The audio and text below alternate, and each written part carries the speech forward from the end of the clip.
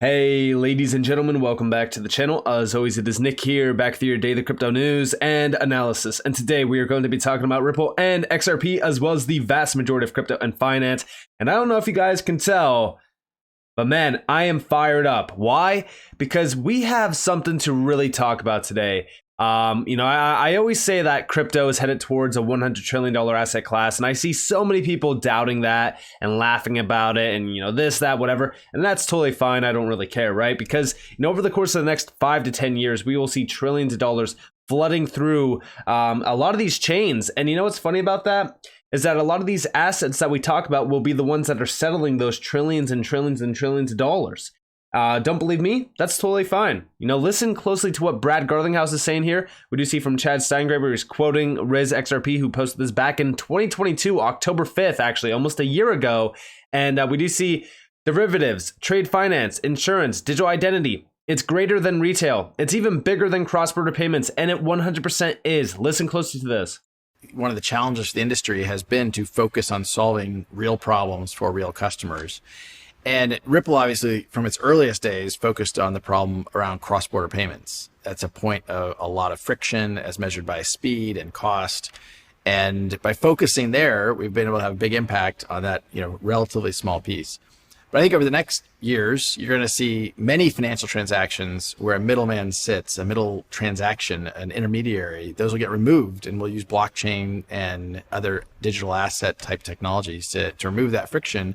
And I think all of society will benefit from improving the efficiency of those systems. I think you'll see that. Certainly, you've seen it in securities settlement as an opportunity. The financial transactions around bonds, around derivatives, a lot of these things take a while to settle, and the friction associated actually holds back the industry.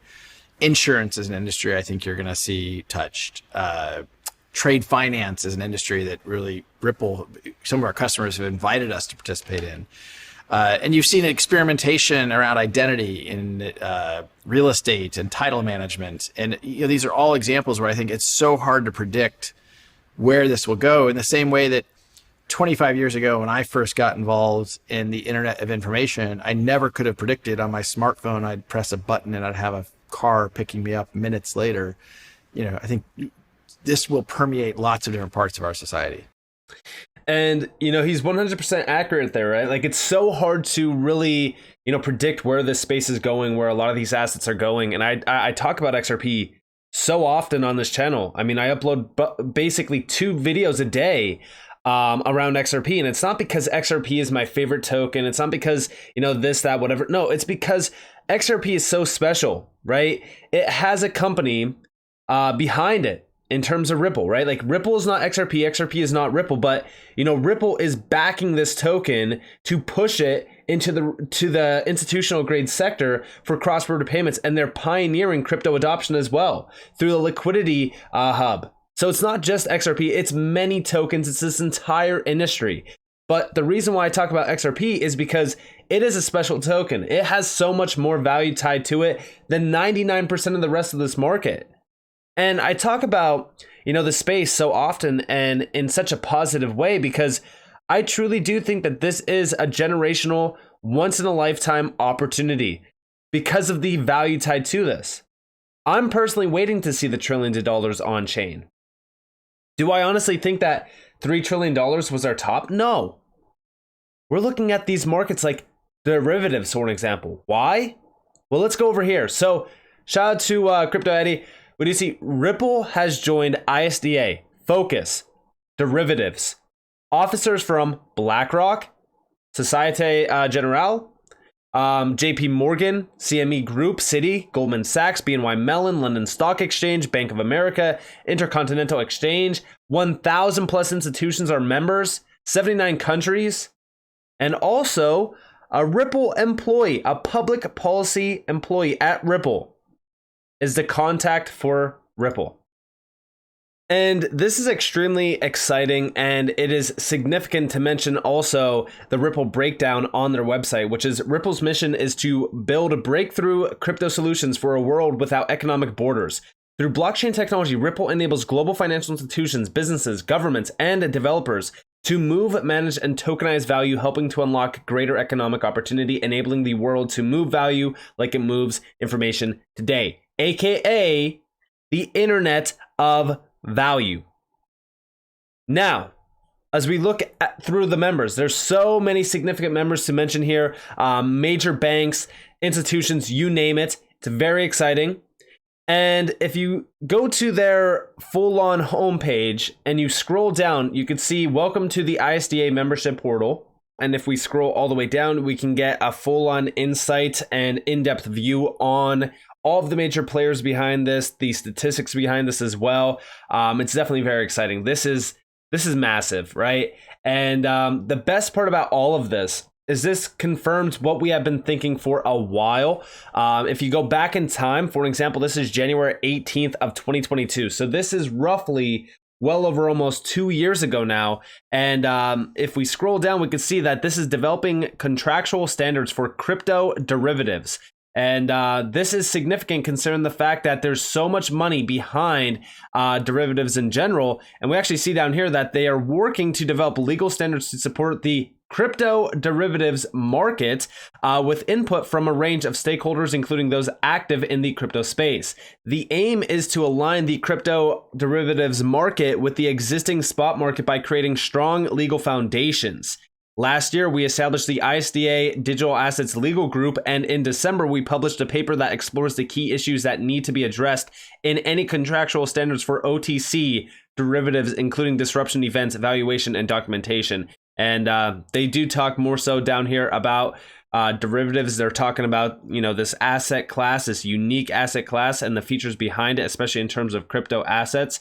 And one thing that I do want to mention with all of this is the fact that there's hundreds of trillions of dollars tied to derivatives, and this is all talking about on-chain smart contracts around crypto derivatives, and they're even talking about the distributed ledgers and the platforms behind this.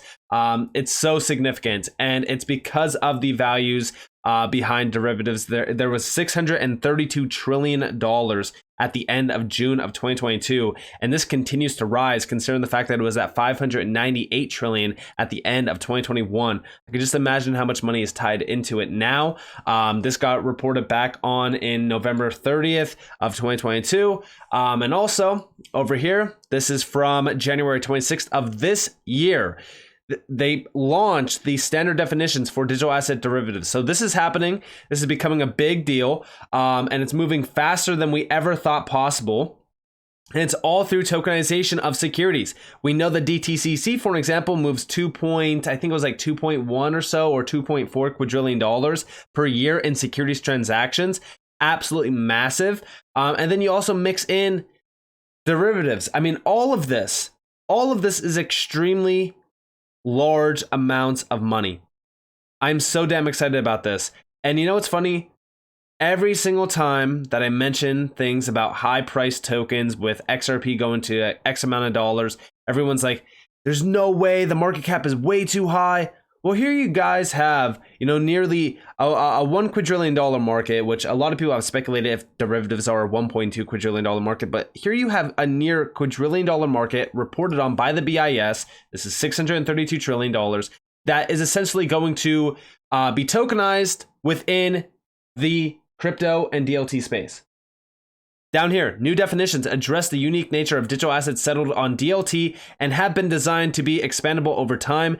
This work will be relevant to a wide range of digital assets executed on DLT, including tokenized securities, which potentially have wide utility across the financial system. The innovation drafting style, which uses conditional statements that can be translated into code, means the definitions can be used more easily in DLT-based applications, creating significant efficiencies for market participants. And I want you guys to understand that this is all moving extremely, extremely fast. I'm so damn excited about this. This is what we have been waiting for. And also, just to give you guys a glimpse, so this is from 2020. This is a visualization of all the world's money. Look at this. This is pretty crazy. So here's billionaires, gold, Fortune 500, stock markets, money supply, global debt, global real estate as well, and then global wealth. And then down here, we have the actual derivatives market. And at this point, it was at $560 trillion. I mean, just look at how massive this market actually is. And here's the notional value, $1 quadrillion, the high end estimate. So listen, as we really kind of look at this, it's nearly a $1 quadrillion market. We're seeing talks about it, especially within DLT, digital assets. And now we are seeing crypto derivatives being discussed. Over here, this is from the IMF. This is the February 2023 IMF policy paper. And if we scroll down here, so there's just one mention of derivatives within this, and that's targeted restriction could be justified to manage specific risk. And here they are talking about Japan and the UK. This is more so products, crypto derivatives. This is starting. It's becoming a big deal. And then also over here, the money revolution, crypto CBDCs and the future of finance. This is also from the IMF. Within this, we see it mentioned once. This is from September 2022. We do see making use of these properties. DeFi can mitigate counterparty risk and replicate numerous financial services without the need for intermediaries. Who just said that? Oh yeah, that's right. Brad Garlinghouse. This was October 2022. And then within this, and centralized platform operators. This can reduce cost and the potential for errors. Lending markets, exchange protocols, financial derivatives, and asset management protocols are just a few examples. Everything, and I mean everything, will be disrupted by this type of technology. I continue to say it. I sound like a broken record, but now we're starting to see things blossom out. It's so damn exciting. And there's a lot of players tied to the ISDA. Listen, it's not just Ripple. There's a few players. If you actually go to the tags and you go to crypto, there's a few players on this. This is some exchanges. But if we go back and we go to crypto assets, I know that I'm pretty sure that Algo's on here. I'm having a hard time finding it. Might be in digital assets somewhere within this. But I do know that, so there's a second page for this one. So I'm not seeing it, but I do know that Algorand is also tied to this, but it's significant to mention the fact that we are now seeing derivatives being disrupted and starting to be disrupted by crypto. Anything of value will be tokenized. We are here for the derivatives market to be tokenized, because when this does get tokenized, that's endgame. Because this is $632 trillion. And even when we go back here, like some of these valuations are off now, because we know that the real estate market, for an example, the global real estate market, worth about $326 trillion, I believe. These markets will all be touched and disrupted by crypto, tokenization, digitalization, even global debt. I mean, listen, there's hundreds of trillions of dollars out there. And you know what's funny? When they do get tokenized, a lot of people are not accounting for the fact that they will also be traded, settled. I mean, there's going to be so much money movement around these markets. That is what I'm waiting for. And listen, I'm not saying don't go and sell your XRP. Listen, take profits. In the short term, take profits. It's not a bad thing. But I would always hold a significant amount of these tokens for the long term, because I believe that what we will see from all of these innovations is the rise of this new asset class that could very well be valued at $100 trillion plus in value. And who knows, right? Like this could be much bigger than $100 trillion market. And I do believe that in the long term, it will be. But things are finally starting to align. I'm going to be talking a little bit more about a few things later on, but guys, it's very exciting. If you guys are excited, definitely hit that like button, subscribe, turn notifications on if you guys have more free content. You guys are more than welcome to follow me on Twitter and join the free Discord down in the description below. This is up to you all. Have a beautiful day or a beautiful night wherever you guys are in this big world. It's been Nick. Peace out, guys.